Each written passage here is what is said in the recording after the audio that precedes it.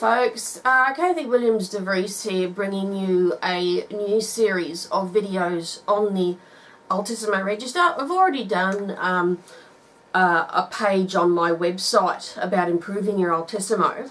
I've recently bought a very, very good book called The Development of the Altissimo Register for Clarinet by Norman M. Heim, published by Kendall Music, retails for about $10.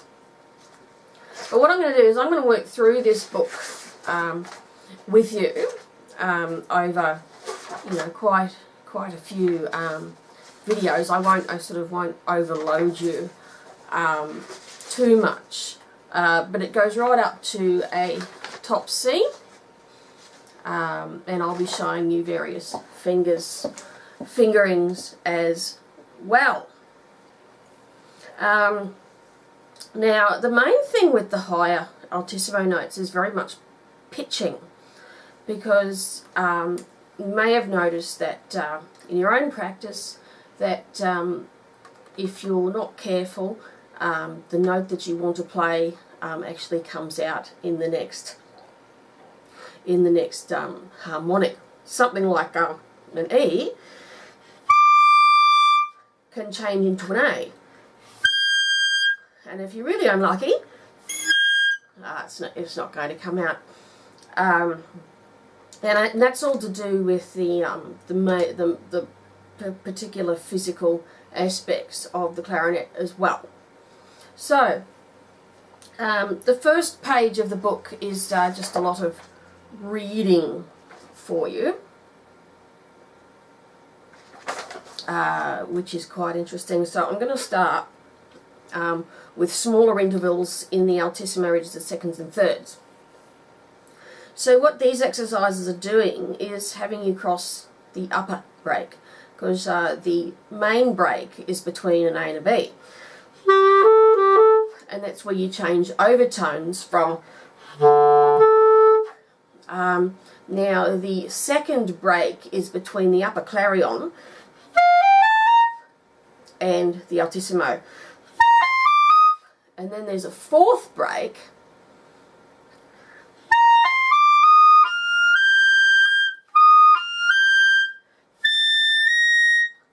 sort of in the really upper Altissimo. So this first exercise, you're crossing, actually you're not crossing the break at all, you're actually in the Altissimo, you're just going from a C sharp to D. Now make sure that you do not have the pinky key down for the C sharp. It will make it way too sharp. I mean, mine's a little bit sharp already. But you want a really sort of soft dolce sound and very, very clean.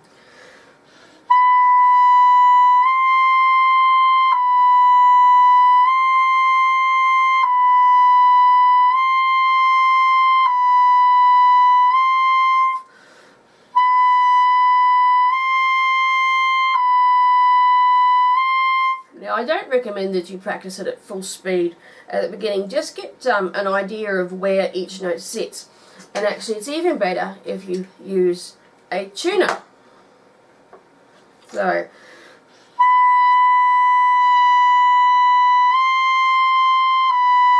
I was actually quite a deal sharp, and this is helping me bring it down.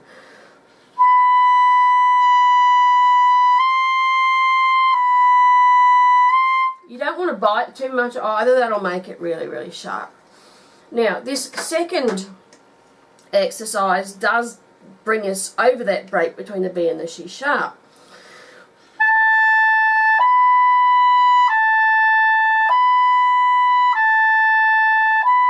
And you want to get it as smooth as I'm getting it. It does take a little bit of practice to get it that smooth. You don't want to be moving your jaw or your embouchure or biting or anything.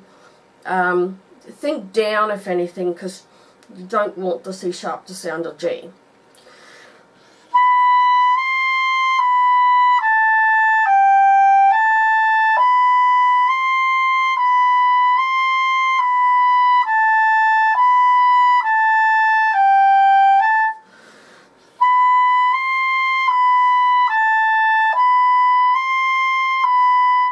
Okay, and let's stick the tuner on that.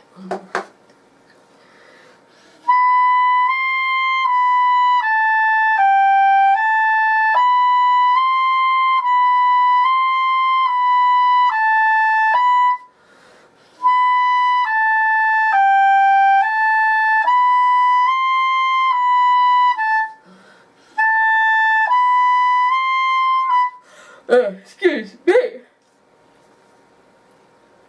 And exercise number 3 takes us up to a top E.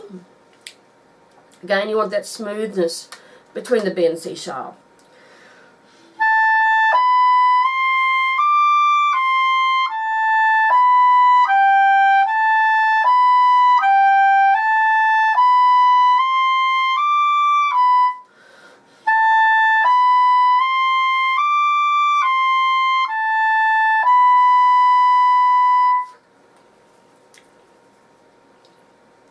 Now, in this next bit, we're introducing D flat rather than C sharp.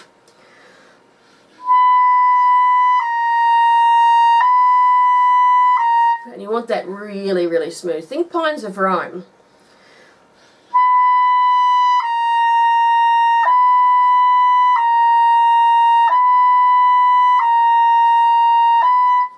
And let's go on. Use either B flat.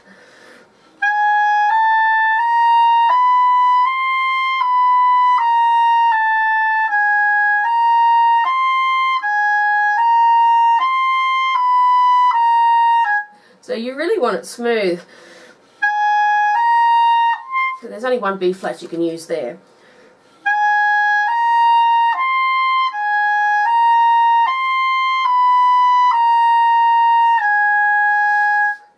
The next one goes up to a top F. Now I find the regular fingering for a top F is actually a little bit low on my instrument. I do tend to stick the sliver key down. So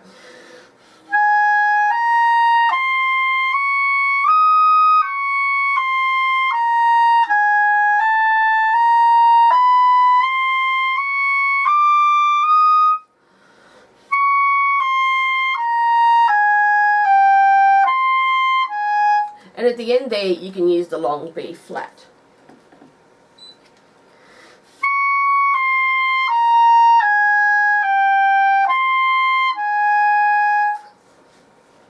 So yeah, stick on the tuner and see whether your F. Okay, so mine's actually a little sharp. I probably don't need that sliver key. Okay. So we're doing some sort of minor thirds intervals now, not just the major second. You can only use this B flat to go to the D. Excuse me. So this is exercise number 6.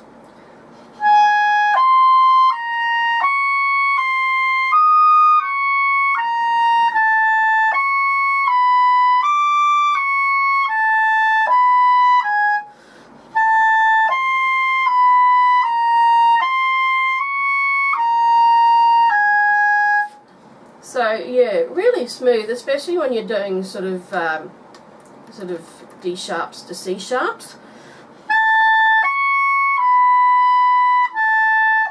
Really smooth.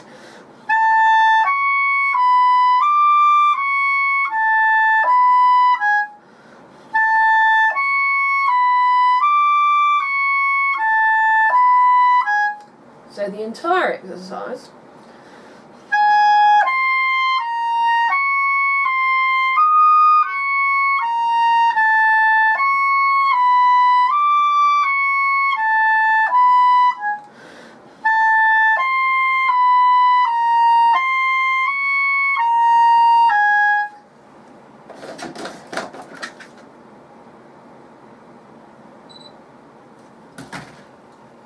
Okay, in exercise 7 we're doing little arpeggios.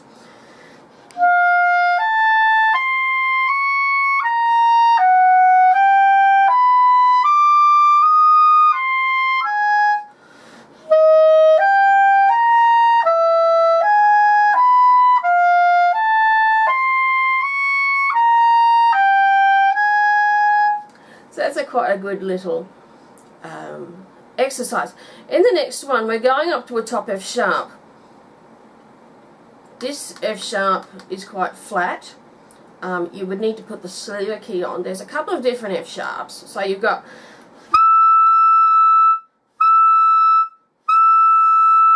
okay, so the sliver key doesn't really adjust my F sharp. I tend to use the overblown B flat.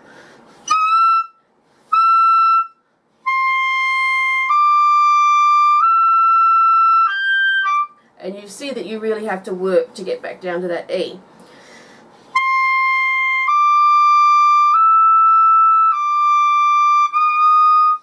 And pitching is really important here. You can also use this F sharp.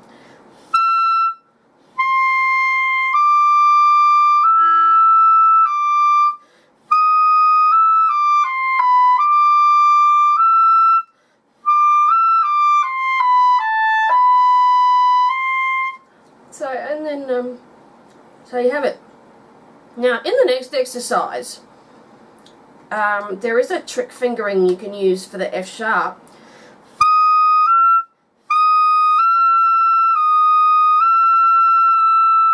Actually, and that's way too sharp.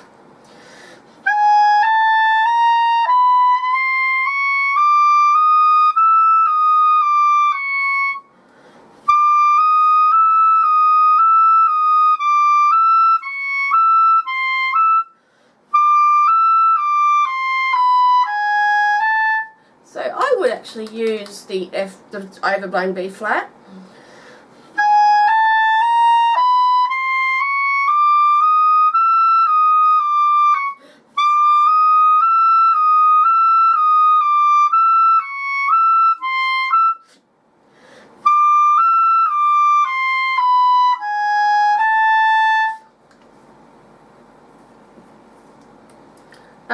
And in the next exercise you can either use this F sharp or the overblown one.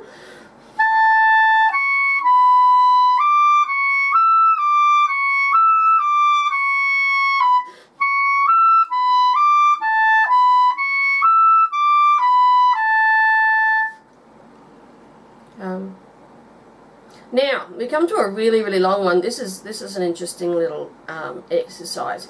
It's a bit like an exercise that my teacher prescribed for me. It's quite long. It's quite challenging. You go up pretty high, and it sort of makes the intervals gradually louder, or gradually wider. So going from a semitone up to about a major third.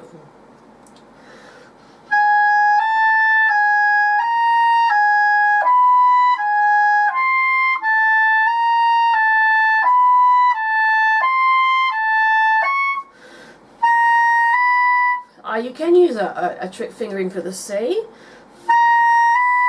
because if you're going fast,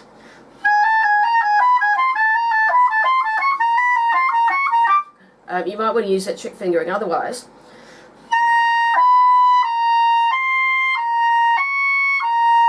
Because I want to practice these slowly so that I can get it really smooth.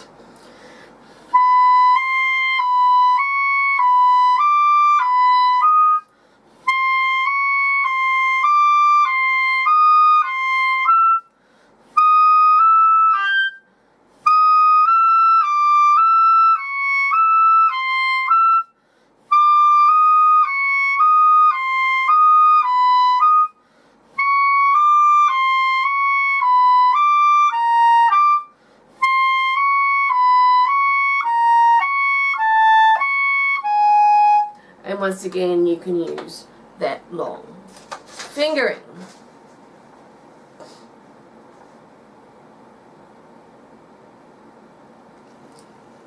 Okay, and you've got some dynamics in here now. Wouldn't worry about the dynamics just yet, just a really good legato.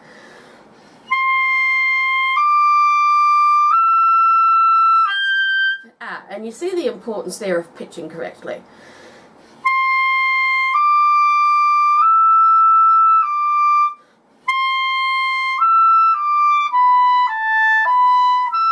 I'd use that F sharp. So let's try that. And they actually suggest that fingering too.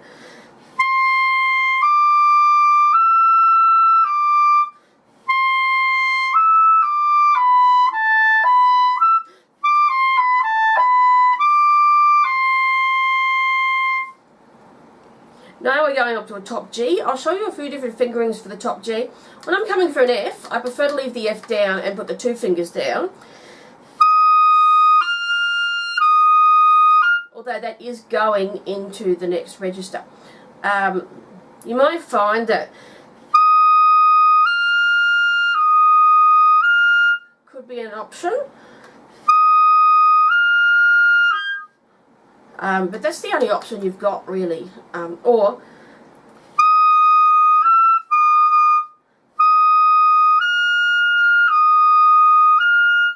no, I think we should actually take it into the next overtone. So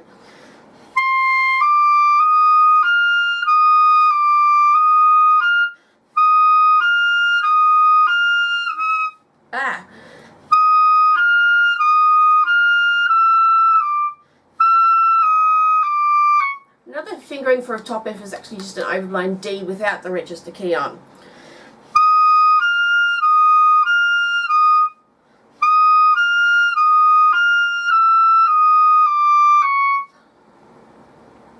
And that one's easily viable.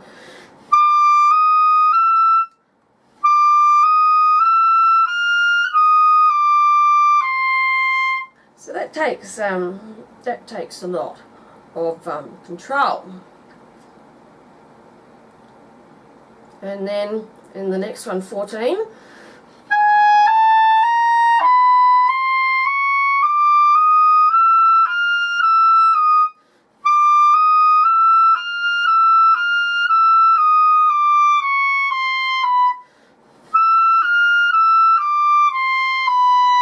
You could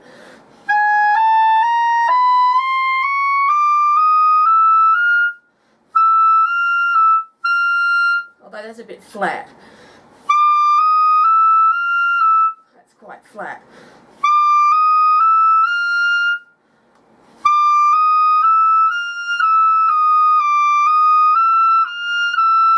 I mean, you could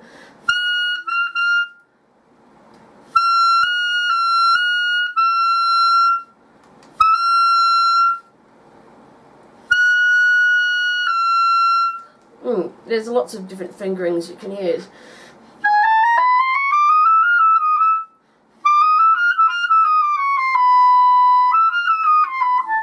It's just whatever makes you feel comfortable. And then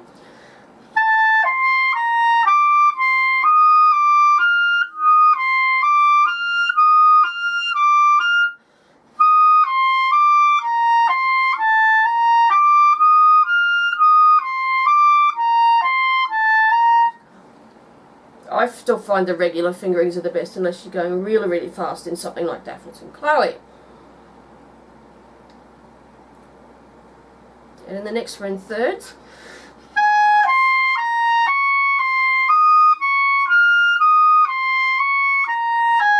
And then they invite you to use other fingerings.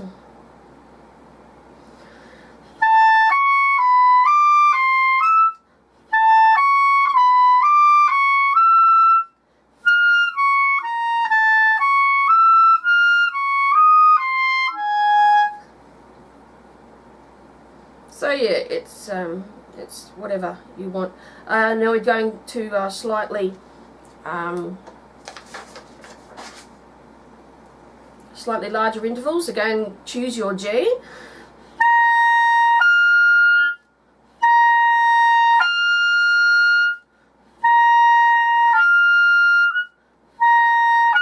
That's too sharp.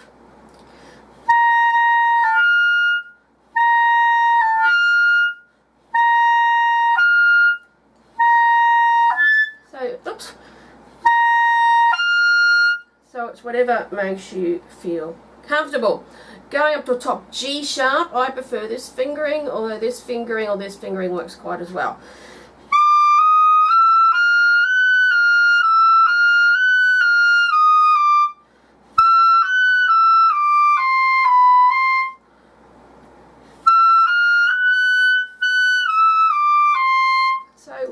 you feel comfortable.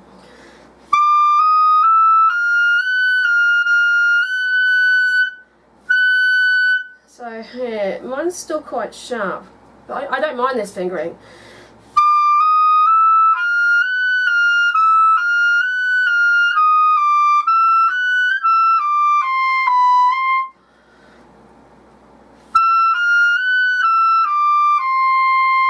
So as long as you're getting a really, really nice legato and tone. The next one, use the long B flat there.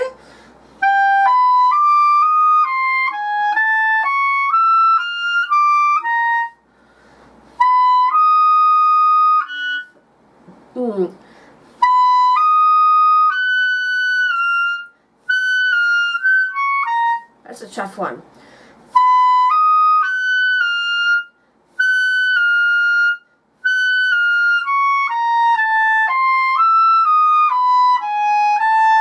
So that's quite challenging as well. Right, last exercise, number 20, is more of the same.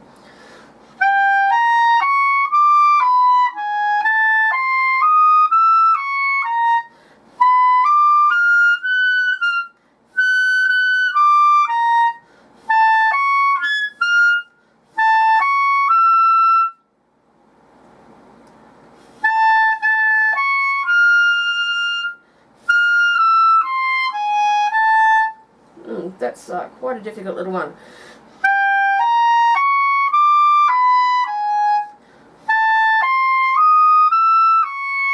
B sharp, of course, being a C.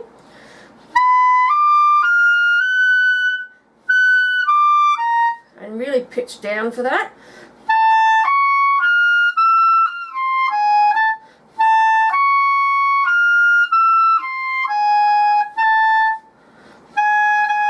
Okay, so it doesn't go up. So I think that's enough for this particular lesson. We will go on to doing sort of various scales and getting up to top C. So thanks for listening. Bye for now.